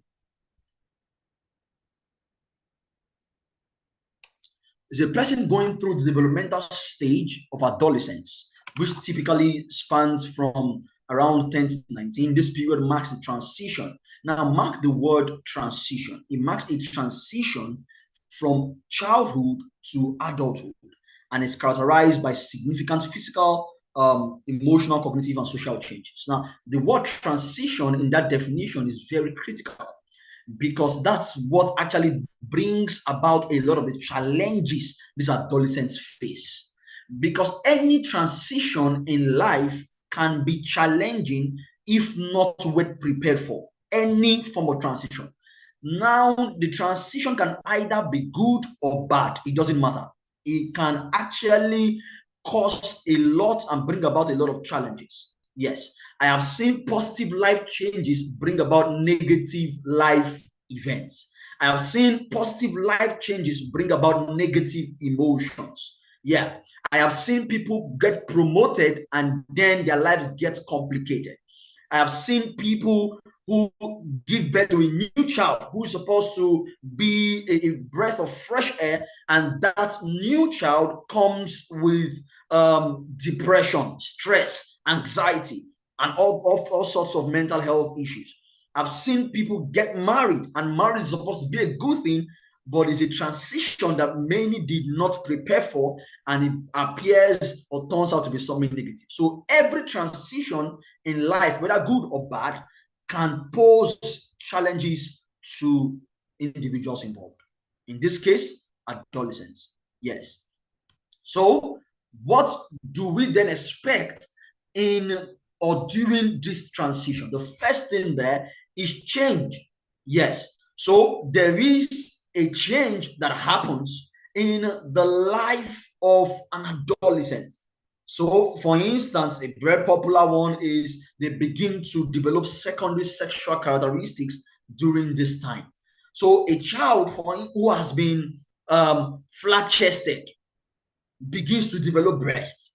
A child whose voice used to be tiny now begins to have a baritone voice, a thick voice. They begins to appear pubic hairs, in those strange places. And then all of those things, if not well managed, can pose its own challenges. So what is the role of the child, the role of the parent in that stage? It is to provide parental understanding and preparation. You need to adequately prepare them for that new phase that they are going into. Yeah, because adolescents will experience change in physical, emotional, and psychological dimensions of their life. Another thing that comes with that change is what is called experimentation. Now, and of course, because a lot of the times parents behave like they have never been adolescents before. Parents behave like they have never been children before. They behave like they fell from the sky. If you see a lot of parents talking, you would think that, wow, this one has been a saint all their life. You would think they have never made any mistake at all. But we know that is not true. We know. Some of us, listen to me. You had 3 boyfriends when you were in secondary. We know. Some of you, listen to me, you struggle with pornography. Some of you struggle with masturbation. Some of you had, even if you were so holy, you had one crush somewhere in that class that you could not talk to. There was some skeleton in your cupboard. Why then do you pretend like you have it all figured? You had it all figured out in your adolescent age. Just understanding and knowing that you also went through this, it helps you to cut some slack for the upcoming generation, right? Because that's why I'm able to cut some slack for adolescents, right? Because I know the things I did as an adolescent. In fact, if they had predicted that I would have turned out this well, many people would not believe. I'm telling the truth. Because, for instance, my Yoruba teacher, wherever she is, God bless her soul, I was a pain. I was a pain in her neck. I was a thorn in her flesh. Because she would come to class and be teaching, and then I will play. She would say something. That's why till now I don't understand Yoruba very well, because I wasn't listening in class. She would say something, and I would use it to begin to mock her. And then by the time she turns, I'm doing like I'm serious. I was just a rascal. I was disturbing everywhere. No, so imagine, that somebody judged my future, where I was going, based on that attitude. I know how much I struggled, even in other areas, even in my sexuality, right? I know those things, and that helps me to be able to have some compassion or empathy, if I might say, on the younger generation. Because not every child right now who is misbehaving will keep misbehaving. Some of them will turn out well. Yeah. So, and one of the things that is a norm within this age bracket, in the adolescent age, is experimentation. Every adolescent wants to experiment. That is why, as a parent, what you want to do is to guide them. Yes, to guide them in that stage of experimenting. so that even though they would have to experiment, they will have to experiment on the right things. In fact, what I tell teenagers and adolescents alike is it is better to do things based on theory, not experiment, because experiments, you never can tell the outcomes. But when you know the theory, then you can apply it in your life. So you want to guide them, because at this stage, they just want to try out new things. That is why you want to avoid a lot of don'ts when you are talking to an adolescent. Don't steal. Don't follow that boy. Don't follow that girl. Because when you say don't, they are not listening to them. They cancel out the don't and then look for the action word following the don't. So if you say don't steal, the action word there is steal. That's what they most likely do. Don't fornicate. Don't have sex. The action word there is fornication or sex, and that's what they would take. Yeah. Because really, what that does is bring to their attention what might not even have been there in the first place. If I say to you right now, don't look at my window blinds. What did you just look at? Oh, your guess is as good as mine. My window blinds behind me. Yes, that's how our brain works, right? And we'll look at how the brain functions in a minute. Because by the time you said don't do this, that is what the brain wants to do. So you want to avoid a lot of don'ts, because the don'ts you are telling them is what they will go ahead to experiment on. Oh, don't have a boyfriend. Okay, my mom said I should not have a boyfriend. Let me even have a boyfriend and see how that is going to work out, and see how it feels like to have a boyfriend, and see how it feels like to have a girlfriend. Yeah. And also, one other thing to expect here is pressure and expectations. Parental preparation and control is also very important here, because adolescents begin to express pressures from peers, parents, and the society, right? These pressures, if not properly handled, can have a negative effect on the adolescent. So there's a lot of pressure, from peer pressure to societal pressure, to parental pressure on the adolescents, on their academic, on their morals, and what have you. So you want to prepare them for this pressure and make sure that whatever pressure you are putting on them is healthy, because there's what is called healthy pressure. But you don't want to go past the limits of healthy pressure to a point where that pressure now becomes a burden that they carry, because it is pressure that leads to perfectionism. And we know that perfectionism is not a healthy trait. Yes, because nobody has what it takes to be perfect. Perfectionism is a height that no one can ever attain. Yes, we can attain excellence, we can make progress, but we will never be perfect. So you want to encourage your adolescents to be excellent, you want to encourage them to get better, but you don't want to make them look like they have to be perfect in order to earn your behavior, your love, and what have you. Because what a lot of parents do is what is called conditional love. A lot of parents have never given their children unconditional love. They have never given their children unconditional positive regard. A lot of parents, and I'm very careful, and I'm not mincing words when I say that. A lot of parents have never. Now, what is unconditional love? Unconditional love is I am loving my child irrespective of what they do or don't do, irrespective of whatever expectation they meet or don't meet. That is unconditional positive regard. So when a lot of parents would only give a reward when a child has met certain standards. Example, when you pass, I will buy you that bicycle. When you attain this height or achieve this, I will do this for you. So what happens when he doesn't do it? That is why a lot of children even lie, because we tend to reward lies and punish truth. Yes, a child comes to you and you say to the child, who stole the meat from the cooking pot? The child said, Mommy, I'm the one that stole the meat from the cooking pot. What do? You beat the child for stealing the meat from the cooking pot. I'm not saying you shouldn't beat the child, but have you ever one day said, okay, who stole the meat from the cooking pot? And the child said, I'm the one that stole the meat. And you said, you know what, for telling me the truth, I'm not going to beat you. Because each time you beat the child for telling the truth, what you are communicating without knowing is, oh, there's consequence for telling the truth, and I can get away with telling a lie. Because the day he lies that is not the one that stole the meat, he discovered that you did not beat him. Say, wow, mom did not beat me. Oh, now that I lied. So he goes ahead and starts lying. But if you reward truth and punish lies, then what you are doing is reinforcing that behavior. And of course, lastly, on that thing to expect there is character formation. That is where character is formed. That is why we say that parenting is an 18-year curriculum. From age 19, you start seeing your report card, because it is in this age bracket that character is formed. Yes, a lot of the times parents bring their children at 21 and say, Mr. Miracle, please, what can you do?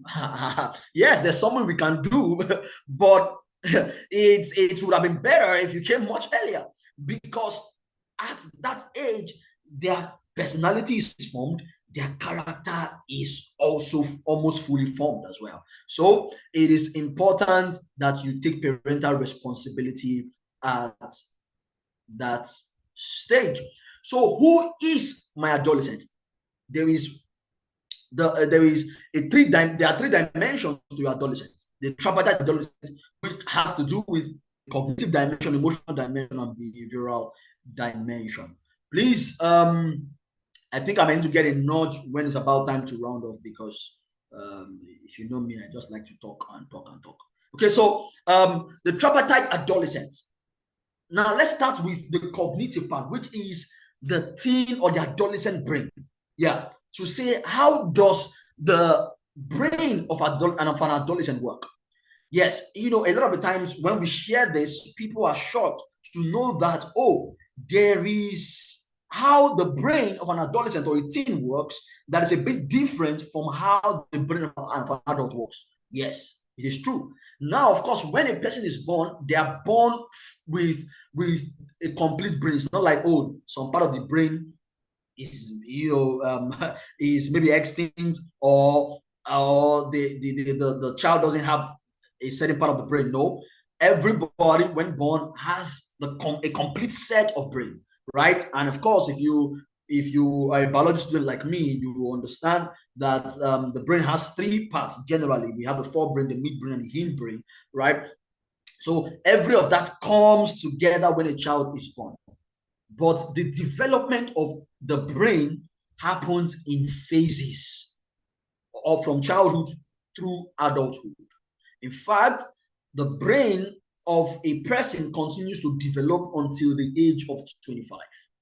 Yes, it answers the question to why sometimes you are wondering why you are explaining some things to an adolescent and he doesn't understand it.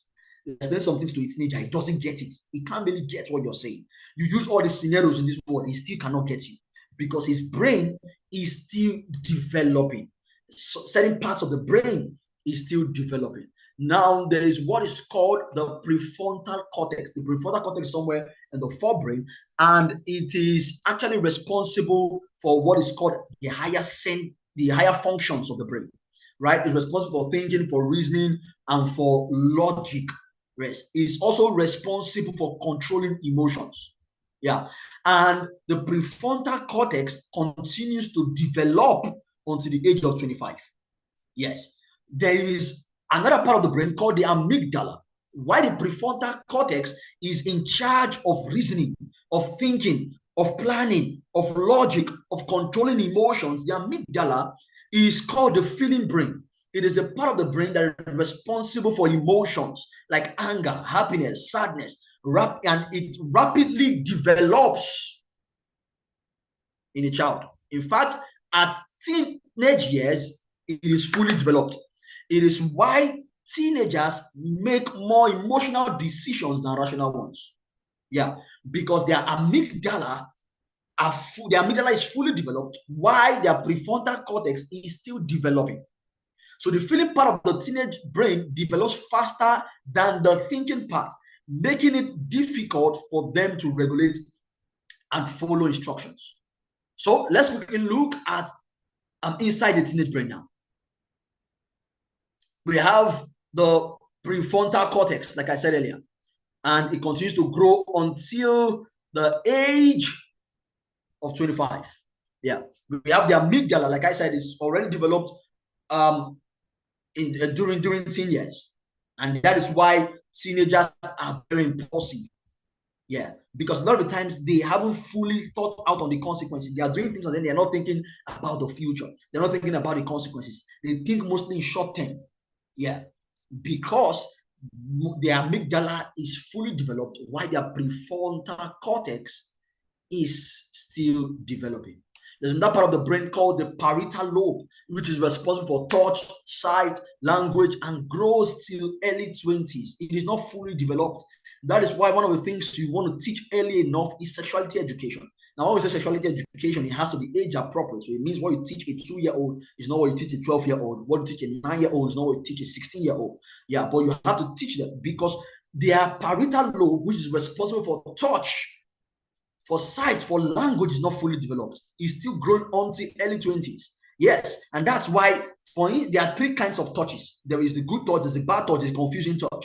For a teenager that you haven't properly taught, or even a child and or an adolescent, they might not fully understand what a confusing touch is, because the confusing touch is not necessarily a bad touch. It is actually a bad touch that is codified, that is actually codified. That's the best way to put it, because a good touch is touch that is done on the public part, a handshake, a pat on the back. Those are good touches. A bad touch that is done on private parts. Oh, any touch on your private part is a bad touch. But a confusing touch is a touch that can be done on your public part, but sends sexual information. So when we're in school, for instance, somebody will come to you and then shake you and put one of their fingers in between your palms, and just tickle you there a bit. Now, if you are not aware, you just think, oh, they are playing with you. But that's a sexual message they are passing across to you. That is why it's very important for us to teach and educate our adolescents very well. And then there's the ventral stratum, which is the reward center, and it is not fully developed in teens.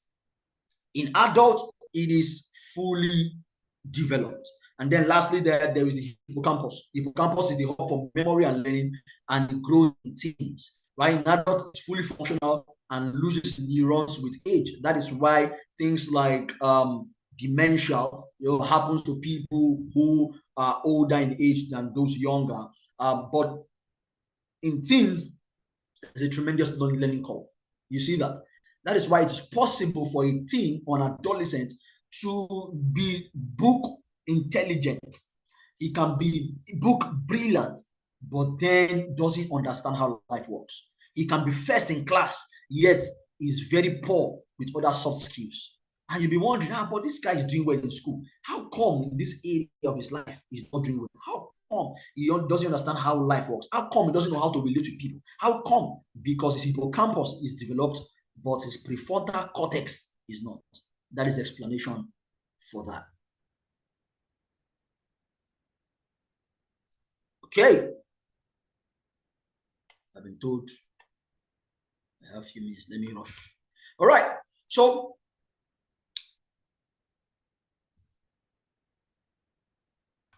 then let's talk about the emotional adolescent.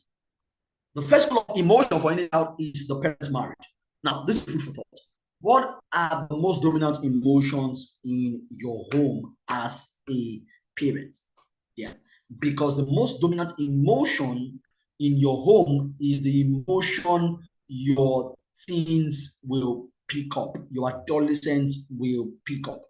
If you have a home that is mostly a happy home, you will most likely have a happy adolescent.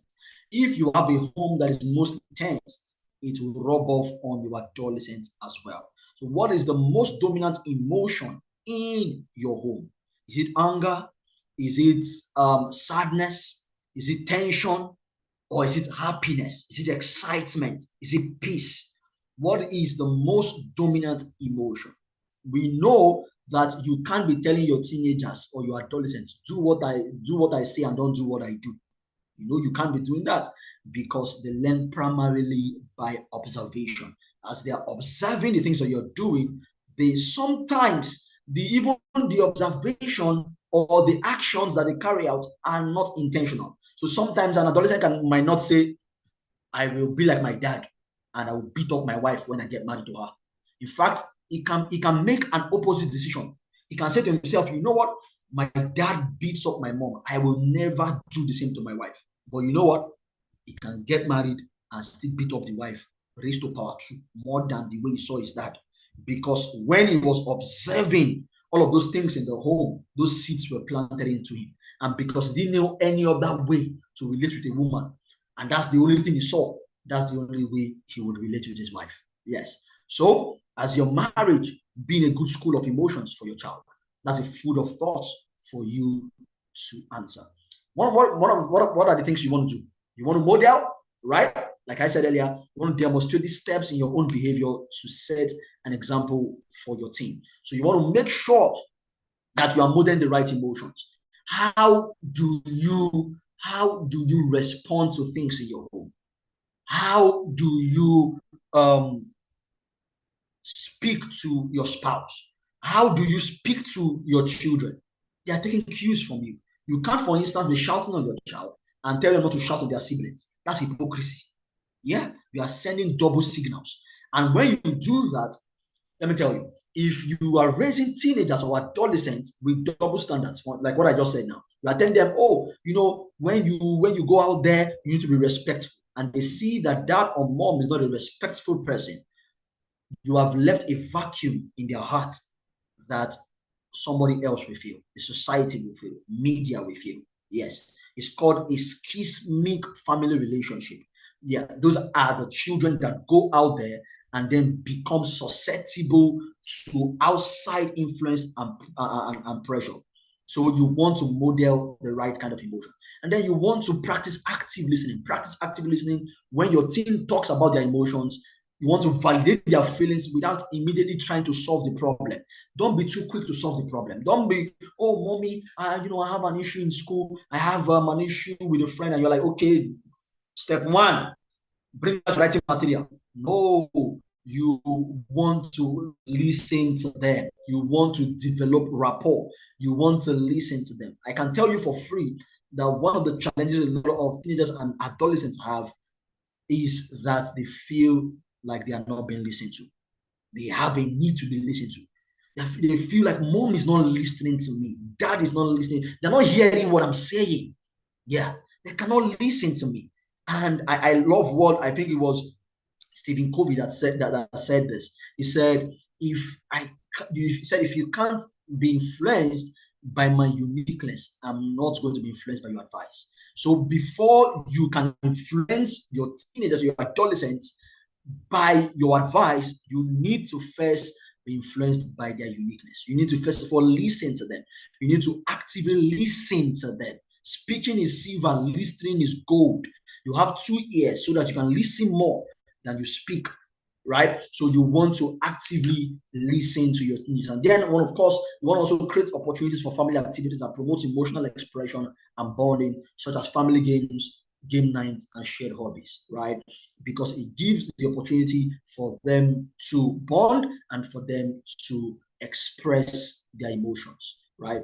Never forget to do that. And then actions and relations as we close. Now, why are things so difficult, you might ask? This is often because they allow emotions, impulses, aggression, and instinctive behavior to resolve their problems, like we said. You must know that there is digital pressure and a social media anxiety, right? It has never, and that's why I loved what PF shared tonight, because this is a different generation, right? If I wanted to, when I was growing up and I wanted to watch pornography, it was a Herculean task to watch pornography. You had to have a skill in problem solving. In fact, it was almost like you needed to attend a course on on planning and execution in order to watch porn. Because number one, for you to watch porn, you needed a TV and you needed a DVD. So you also needed to plan effectively at a time when your parents are not at home. You also needed money to buy the DVD cassette. And then you also needed prayer as well. So that when you are watching the pornography, you slot the CD into the DVD, your parents don't return. Or NEPA, as we used to call them, doesn't strike Because if it strikes, it means the thing gets stuck in the DVD. And then when they come back, and you know that how the DVD used to work then, immediately you put it, the immediate power is restored, and you switch on the TV, and the DVD, it resumes to last scene. And then it continues on where it stopped. So you needed all of that intelligence to be able to watch porn. Now it is different. Just by click of their fingers, an average adolescent is exposed to over 1 million pornography content, right? So it is different. There's social media anxiety right now. Yeah, the social media anxiety, everybody wants to level up. When you were leaving school, and when I was leaving school, and we were, telling everybody, bye-bye, we're not going to see you again. We meant it, because truly, we didn't know, we never expected that we were going to see, except, of course, you were going to the same university with some people, or you live in the same vicinity with them. If not, there was no hope of when next you were going to see them, right? So there was really no pressure. If somebody gets admission to university, you didn't know. If somebody got married, you did not know. If somebody bought shoe, you didn't know. You didn't know what was happening in people's lives. Of course, except you see them and they tell you. Right now, when they are saying bye-bye, they are not even crying anymore, because they know they will see themselves on social media. And when somebody buys a new belt, the other person sees it. When somebody gets admission, the classmate sees it. So there's an unusual pressure on this generation now that they used to be in the previous generation. And these are things that parents need to properly prepare their children for. Yes. There's social media now where, a lot is happening. Sextortion, for instance. And a lot of that is happening. These are things that parents need to properly prepare their adolescents for. And of course, there's a peer pressure as well, where, teens are under all sorts of pressure. Yeah, under all sorts of pressure. They have to do what their mates are doing. They have to live a certain type of way. In fact, I was talking to a friend of mine about even the hookup culture right now. And humorously, he was saying that it would be a miracle to even marry a lady right now who has not done hookup before. Of course, that was a joke, but it's just to tell you how viral the hookup culture has become, right? How fraud has become a new way. So I had a 17-year-old who was telling me that he was feeling bad and was feeling really, really sad about himself. And I said, why are you feeling sad about yourself? Why are you feeling bad about yourself? He said he was feeling bad because his mates are making money and he's not. I said, your mates are making money, you're not. How old are your mates? They are 17, 16, 18, 19. Okay, so what are they doing to make money? He said they were doing Yahoo, they were doing fraud, and that's how they were making money. And that child of 17 is under that kind of pressure because his other mates were making money. How then do we handle things like that, right? Very, very important. And then finally, social expectations, right? Because like I said earlier, it now goes beyond the expectation from parents to societal expectations. Yes. So there are societal expectations people have of their adolescent. Oh, he has to dress a certain type of way. Oh, he has to talk a certain type of way. Oh, he has to behave a certain type of way. All of these things are putting pressure on the adolescent. And that is why, as a parent, you want to lay a very good foundation. Because I believe that parenting does maybe 50 to 70% of the job. And the rest now comes from your environment, significant emotional experiences, and what have you. But parenting does a huge chunk of the job. Now, as a round off, I want us to look at what Daniel Siegel said. Very powerful quote. I love it so much. He says, if adults try to block the flow of adolescence, it is likely that communication, so important to relationships, will be tainted with tension and disrespect. Disconnection, secrecy, isolation, and many other negative and hurtful social responses can emerge. So it's very important that as you parent your child, you don't block the flow of adolescence. It is important to allow them to be who they are. Because in the bid to correct and to shield our children, a lot of parents are now overdoing it. They're now locking their children. They are now overprotecting them so that these children begin to lack social skills, so that these children children go out there and then they don't even know their left and their right. They don't even know that a guy can say I love you and he doesn't mean it. So the first time a guy says I love you, she's blushing. They don't even know. Some children, some adolescents can be that naive. They don't know that a guy can say I love you and don't mean it, and it's a lie. They can't believe it because they have been overprotected. These are things that you don't want to do, because when you do that, disconnection, secrecy, and isolation becomes the lot of your child. So it's very, very important that as parents, we do our jobs right, because like I said earlier, parenting is an 18-year curriculum, and from age 19, which is where adolescence stops, right? You start seeing your report card. So the ball is in your court, and I hope that with these few points of mine, I've been able to convince you and not to confuse you that you have an awesome adolescent and you can begin to unravel, because this, what we have shared right now, is only the tip of the iceberg, right? And there's a lot more to know. So you want to go back and then begin to unravel who your adolescent is, begin to unravel who your teen is, begin to unravel who your teenager, your child is. Because just like PF said, the word understand is the word standing under. It's from two words, under and stand. So to really understand your child, you need to stand under them. You need to stoop to conquer. You need to become their student before you become their teacher. Thank you very much for listening. Have a wonderful evening. Thank you so much, Mr. Miracle Ihoma. Oh, wow, what a session it has been. What a day it has been. Let us express our thanks to our speaker. Yes, please show him your love, show him your appreciation in the comments. Yes, I see all the comments. Thank you, sir. We are grateful for your time and for sharing your knowledge with us. So we would like to give you, sir, some water break while we wait for all the questions from the participants. So, sir, you are free for 1-2 minutes. Please send in your questions now, like right now, send in your questions so that our speaker can quickly attend to them. Thank you so much, Mr. Miracle Ihoma. So we have a comment on the session. It says, instead of don't, what do we tell them? Come out house, go hustle for market. Instead of don't, what do we tell them? Should we tell them what they should do? That's from Rahima in the comment section.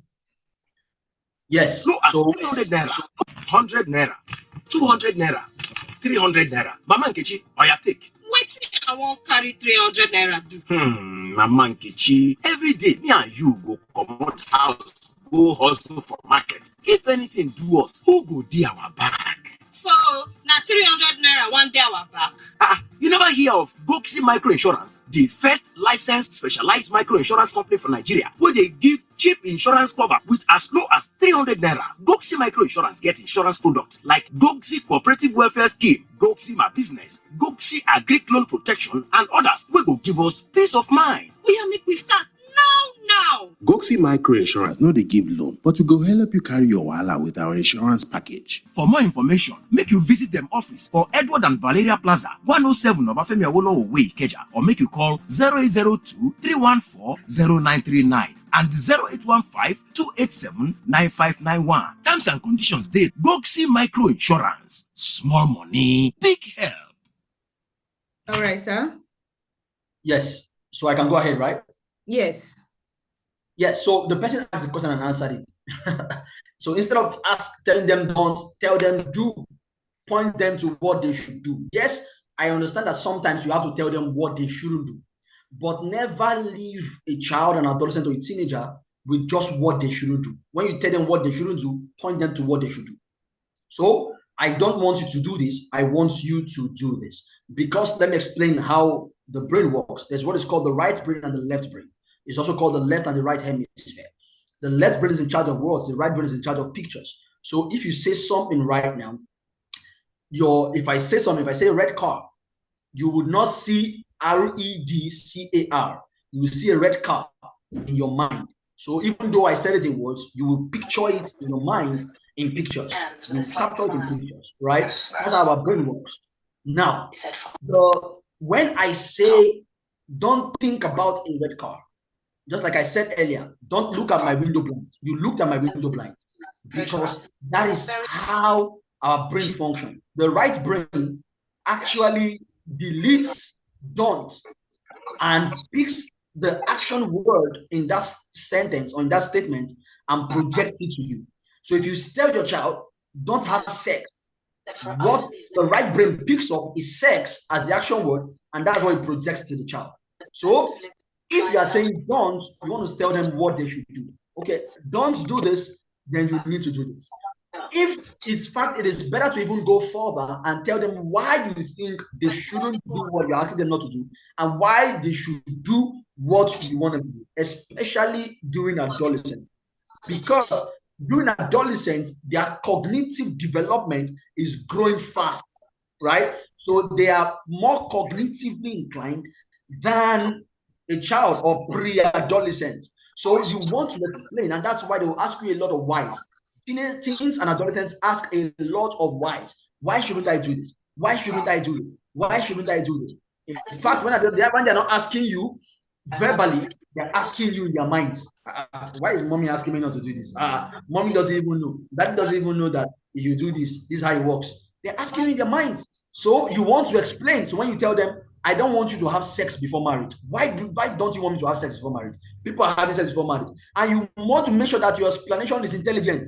It is not religious. Because if you say, for instance, I don't want you to have sex before marriage because if you have sex before marriage, you know, you might not make it in life. They say, if I have marriage, I will not make it. They will tell you 16 people in the society right now who are having sex outside of marriage who have made it. So you have to make sure that whatever response you are or whatever reason you are giving them is one that is logical and intelligent and can convince them that having sex before marriage would actually affect them negatively and has an overall and a long-term effect on them. Right, thank you so much, sir. So much to take home. Temitope says lots to take home today. Exactly. So there's another question, sir. It says, what can we say about a child who has parenting modeled right to him, but still behaves in a wayward manner? Yeah, so number one is, what is your definition of parenting modeled right to him? Because we need to also question that. We need to probe that. Because a lot of what people call parenting is not parenting. The same way a lot of what people call training is not training, right? A lot of people do everything to their child apart from training the child. They do everything apart from training. They do everything apart from parenting. And they think they are training, they think they are parenting, but they are not. When we examine their methods of parenting, then we now see the loopholes in their parenting. So that's the first thing. The second thing is, yes, it is possible that a parent does certain things right, and then the child, because they also have a quote and unquote, a role to play in that equation. And, you know, turns out, like you said, wayward. Now, you know, our life is a journey. Sometimes we judge too early, and that's when we miss it. I just told you an example. I'll give you an example of myself. When I was in secondary school, a lot of people would have thought I would have turned out very badly. But I turned out very, of course, you can see I'm the one speaking today. Come on. So I turned out well, or I've turned out well, right? But if you had judged me then, you would have been judging wrongly. You would have been too early to judge my destiny, to judge my future, to judge my life. So we actually judge too early sometimes. Sometimes some of those children, you haven't seen the end of them. Some of those adolescents, you haven't seen the end of them. Some of them will turn out well. Some of them will now be the ones teaching other children and adolescents in the future.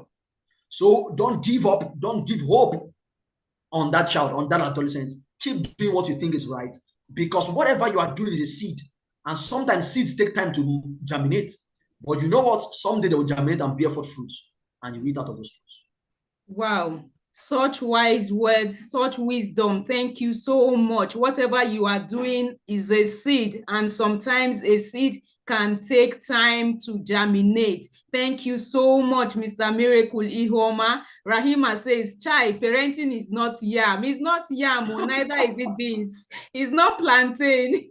It is a whole lot of work and a whole lot of intentionality and consciousness and deliberateness put in all into one. Thank you so much, sir. We value you. We love you. We appreciate you. We thank you for your time with us. We know that as you have given up back to us, we pray that your ground will never run out and your feet will always fall on fertile ground, and the Lord will be with you. Thank you so much, sir. Thank you so much, sir. Yes, let us show our speaker some love, some more love, as we tell him thank you and bye-bye, sir. Thank you so much, sir. So it's been an amazing day one of our parenting sessions. And it's been awesome being with all of you. I want to thank all the parents for your time. Oh, it's been over 2 hours and your patience. I kept staring at the number of participants. Your patience is laudable.